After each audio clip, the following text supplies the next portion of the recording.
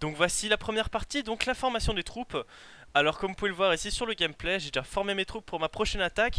Mais ce que je vais faire, c'est relancer la formation pour anticiper sur ma prochaine attaque. Et donc gagner un certain temps qui va nous être très utile. Alors, vous essayez de faire un bon équilibre entre archers, barbares et casse-briques.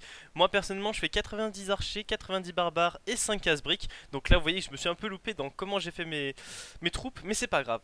Donc l'astuce, comme je vous l'ai dit, de lancer une formation avant de lancer une attaque, alors vous avez déjà fait des troupes, va vous faire gagner beaucoup de temps et c'est ça qui va nous permettre de faire des attaques presque à la chaîne pour se faire beaucoup d'élixir. Donc voici pour la première étape, vous voyez c'est vraiment très simple, il n'y a rien de compliqué. On se retrouve tout de suite pour la deuxième étape, à tout de suite.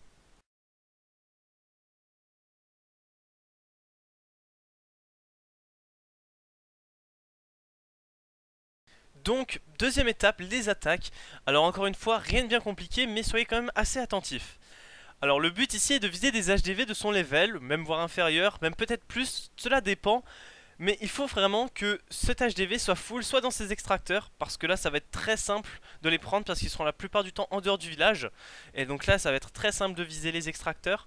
Ou alors des réserves qui sont facilement accessibles, parce qu'il faut savoir que vous avez des formations très vulnérables et qu'il sera difficile pour vous d'accéder par exemple à un village full farming qui est rempli uniquement dans ses réserves. Il vous sera très dur d'accéder à ses réserves et prendre son or ou son élixir.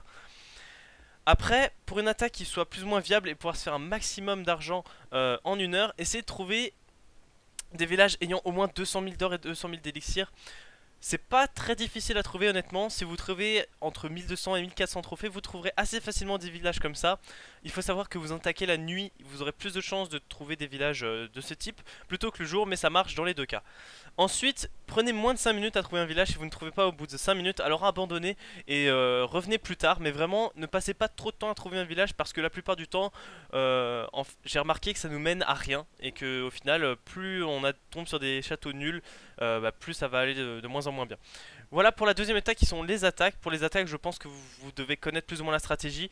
Essayez de faire en sorte que vos barbares tankent un peu pour les canons, etc. Et mettez vos archers derrière. C'est une technique très simple.